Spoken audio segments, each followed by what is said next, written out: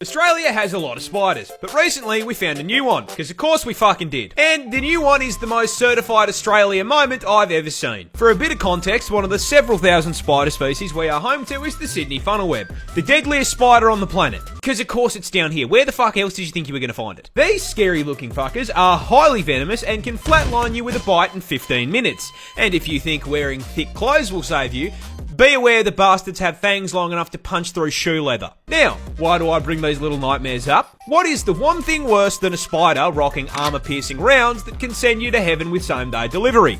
A bigger spider rocking the same perk setup. That's right, Australian scientists have found a brand new species of this funnel web that is even bigger. How much bigger? Well, the standard Sydney funnel web grows to around 5 centimetres or 2 inches. And I mean, if you're asking me, 2 inches is more than enough. 2 inches is actually fucking huge. By comparison, this is the new one.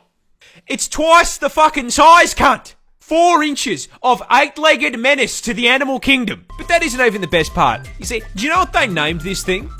Do you know what professional scientists named a supersized version of the most dangerous spider on the entire fucking planet? The Newcastle Big Boy. Deadliest spider on the entire fucking globe. Big Boy. Australia lost a war to emus. But how? How the f*** did we lose an armed conflict with flightless birds? Well, it all started in 1932 when farmers in Western Australia wanted to grow wheat. There was just one major problem. That's emu territory, and emus really like wheat. And coming in at 6 foot tall and 40 kilos in weight, they can eat a lot of it. So when breeding season came around, the emus migrated through the farmland, and these poor farmers were overwhelmed by a tyrannid swarm of man-sized poultry, 20,000 emus strong. These feathered tanks then proceeded to completely steamroll through the fences, into the fields, and started laying waste to the wheat. The farmers attempted to fight back the initial wave with rifle fire, but their efforts were, putting it lightly, completely useless. This ginormous L made the farmers pretty bloody angry, so they gathered together and went to the government to ask for help. Sir, 20,000 emus have hit the wheat fields.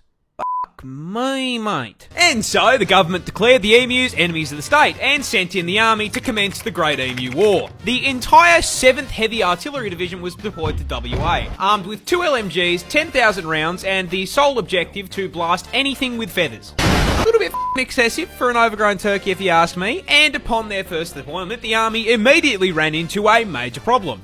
Emus are fast. I am speed.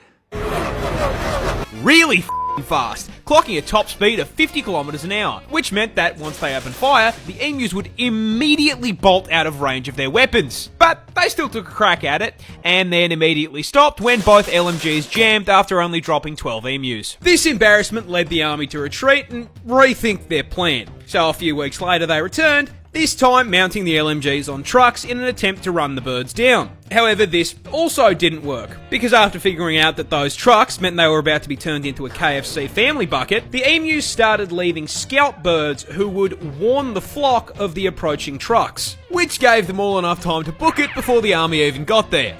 And whenever they did catch the emus, they found out they were kind of... Because emus are mostly feathers, and there's a lot of places you can hit on them without doing any damage, meaning it was taking around 10 bullets for every 1 bird. So after a month of blood, sweat, tears, and 10,000 rounds of ammunition, the army managed to bring down 960. The population was 20,000. This was an issue as, unlike America, our defense budget is not a bottomless pit. So the army had wasted all that money to achieve absolutely fuck all. So the government just kind of built a really long, really shit fence around the farms and called it a day. How? Koalas are really dumb. In fact, Australia's fuzzy icon is probably the dumbest thing on the planet. And that stupidity starts with their diet, because of all the things they could have chosen to eat, they chose to eat nothing but straight up poison. You see, koalas feed exclusively on eucalyptus leaves, which, shocking no one, are highly toxic, because they are full to the brim with eucalypt oil, which is so f***ing poisonous that as little as 3.75 mil is enough to land you in the afterlife, with the Reaper asking you why the fuck you felt the need to eat a leaf. Why? Oh, it's also highly flammable and burns like napalm. Because Australia. Now, despite nature putting up this giant do not eat sign, that did not stop the koala, because he can't fucking read. This suboptimal bulking diet not only gives the koala all in the way of nutrition, but also requires their body to rest to filter out the toxins so they don't fucking cark it. Meaning they need to spend upwards of 18 hours a day sleeping in order to just digest their fucking food. These dumbasses spend most of their life in a food coma. That is, however, if they even get to the food to begin with, because they are so mind-numbingly brain dead that they will not recognize a eucalyptus leaf as food unless it is on the branch. I could give this dumbass a lifetime supply of food, and if it wasn't on a stick, he would starve to death. It should come as no surprise to you at this point that the koala has such an esky temperature IQ that they literally have a smooth brain. The thoughts slide right off of this dumb c***. I love it. This seal is such a menace that he routinely gets the cops called on him. Introducing our protagonist, Neil the Seal, a 600 kilo absolute unit of a southern elephant seal from my home state of Tasmania in the land down under, who is known for, above all else, being an absolute fucking menace to polite society. But despite his crimes, we all still truly love him. But what are his crimes? Well, see, he seems to just fucking hate traffic cones and road safety in general, has regularly been caught trespassing, and then once he has been caught trespassing, belligerently screaming at locals because they won't give him his fucking fish, and has been known to just block roads by plopping his fat ass down directly in the middle of them. However, hands down, the funniest shit he has ever done was just straight stopping this random lady from going to work. I shit you not.